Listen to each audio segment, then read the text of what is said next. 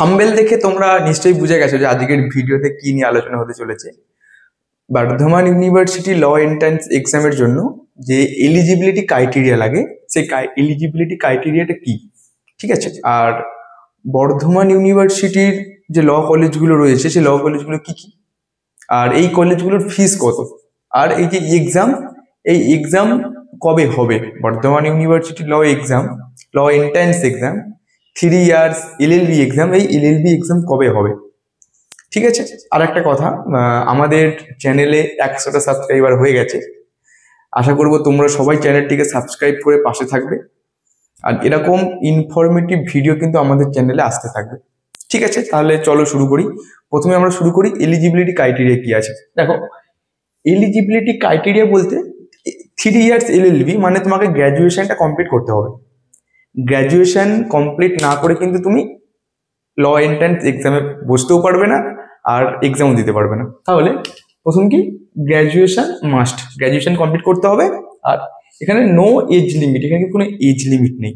তোমার বয়স যতই হোক না কেন তুমি কিন্তু এই এক্সামে বসতে পারবে, ল পড়তে পারবে। আর যে গ্র্যাজুয়েশনে মার্কস, সেই মার্কস কত লাগবে? জেনারেলদের জন্য লাগবে 45%, ওবিসিদের জন্য 42%, আর এসটি/এসসিদের জন্য 40%। ধরো তোমার এই 3টে মার্কস কিন্তু নেই, ধরো নেই, ছেড়ে দিলাম তোমার নেই, তুমি পাওনি, তাহলে তুমি যদি মাস্টার ডিগ্রিতে তোমার 45% মার্কস থাকে তাহলে তুমি এই এক্সামে কিন্তু বসতে পারবে। আর একটা কথা, ওয়েবসাইটে কিন্তু বড় বড় করে লেখা আছে, যে অ্যাডমিশন টাইম, এই যে অ্যাডমিশনটা হবে না, সেটা অক্টোবর আর নভেম্বর মাসে কিন্তু হবে। তার মানে অক্টোবর আর নভেম্বর মাসে যদি তোমার অ্যাডমিশন নেওয়া হয়, মানে ওর কাছাকাছি সময় কিন্তু তোমাদের ল এন্ট্রান্স এক্সামটা কিন্তু হয়ে থাকবে। তোমরা কিন্তু প্রিপারেশনটা ভালোভাবে নাও, ঠিক আছে? দেখো, আমাদের যে ফ্রি ব্যাচ, সেই ফ্রি ব্যাচ তো চলছে, তার সাথেও একটা আমরা নতুন ব্যাচ লঞ্চ করেছি, যেখানে তোমাদের গ্রামারটাকে একদম পুরো ভালোভাবে শেখানো হচ্ছে। যারা ন্যারেশন চেঞ্জ, ভয়েস চেঞ্জ বা বিভিন্ন গ্রামারগুলো তোমরা জানো না, জানতেই পারো, তোমরা যদি সেই ব্যাচে কিন্তু জয়েন হয়ে যেতে পারো।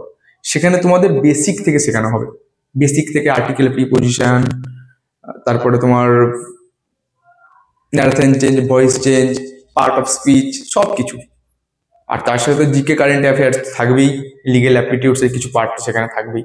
তাহলে সেই ব্যাচে তোমাদের জয়েন হতে গেলে এই নাম্বারে একটা মেসেজ করে দিতে হবে, 9832180219। হোয়াটসঅ্যাপে একটা মেসেজ করে দিতে হবে, দাদা আমি তোমার ব্যাচে জয়েন হতে চাই। তারপরে আমাদের টিম তোমাদের সঙ্গে কন্ট্যাক্ট করে নেবে, বোঝা গেছে? এবার আমরা আসবো যে কি কি কলেজ রয়েছে এখানে। এখানে রয়েছে 5টা কলেজ, 1, 2, 3, 4, 5টা। প্রথমে কি, department of law, Bardhaman university department of law মানে মেন ক্যাম্পাস। সেই ক্যাম্পাসে সিট রয়েছে কত? 7টা। আর সেখানে ফি স্ট্রাকচার কত? পড়তে গেলে তোমাকে 3 বছরে খরচা হবে অ্যাপ্রক্স 12,000 টাকা। অ্যাপ্রক্স 12,000 টাকা খরচা করলে তুমি লয়ার হয়ে যাবে সেখান থেকে মোটামুটি। তারপরে আছে Bengal law college, sorry government centre of legal education. এই কলেজটা মানে হচ্ছে তোর হচ্ছে হুগলি মহসিন ল কলেজ, ঠিক আছে? এইখান থেকে তুমি যদি পড়ো, এখানে সিট রয়েছে 120টা। এখানে কিন্তু খরচা হবে 8,000 টাকা, ঠিক আছে? এবার এই যে কলেজটা রয়েছে হুগলি মহসিন কলেজ বা government centre of legal education আর ডিপার্টমেন্ট অফ ল, এই দুটো হচ্ছে গভর্নমেন্ট কলেজ। সেই কারণে তোমাদের ফিস অত্যন্ত কম। এই এক্সামের চান্সের জন্যই তোমাকে প্রিপারেশনটা নিতে হবে। সেই প্রিপারেশনের জন্য তোমাকে এই নাম্বারে কল করে নিতে হবে, আমরা তোমাদের সেখানে গাইড করে নেব, বুঝা গেছে? এরপরে কি আছে, বেঙ্গল ল কলেজ, যেখানে সিট রয়েছে 80টা।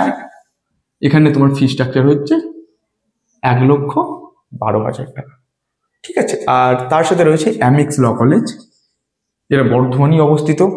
সেটার সিট হচ্ছে 120টা। এখানে খরচা হচ্ছে প্রায় 75,000 মানে 75,000 টাকা মতো। আর রয়েছে জর্জ স্কুল অফ ল, এই যে কলেজটা রয়েছে, এই কলেজের ফিস হচ্ছে সিট হচ্ছে 120, এখানেও 120। তাহলে এখানকার ফিস কত? 1,40,000। ঠিক আছে, এবার তুমি দেখো এই যে পাঁচটা কলেজের মধ্যে কিন্তু এই দুটো college department of law and government centre of legal education, এই দুটো কলেজ হচ্ছে গভর্নমেন্ট ল কলেজ। এবার এই কলেজের সিট কতগুলো রয়েছে? এই দুটো মিলে সিট রয়েছে 180টা, মানে গভর্নমেন্ট সিট রয়েছে 180টা। আর যে এই যে বাকি সিটগুলো রয়েছে, এই সিটগুলো হচ্ছে প্রাইভেট সিট। তাহলে তোমাদের এই গভর্নমেন্ট সিট পাওয়ার জন্য কিন্তু একটা এক্সাম দিতে হবে, মানে তোমাদের 180টা গভর্নমেন্ট সিট পাওয়ার জন্য কিন্তু তোমাদের কিন্তু এক্সাম দিতে হবে। সেই এক্সামের জন্য কিন্তু প্রিপারেশন তোমাকে নিতে হবে। এক্সামটা কিন্তু খুব ইজি এক্সাম হয়ে থাকে, যে অনেক টাফ এক্সাম সেরকম কিন্তু নয়। সেই এক্সামটা নেওয়ার জন্য কিন্তু সেই এক্সামের প্রিপারেশন নেওয়ার জন্য কিন্তু এই নাম্বারটাই কন্ট্যাক্ট করে নিতে হবে। বুঝা গেছে? তাহলে আজকের ভিডিওটা এই পর্যন্তই।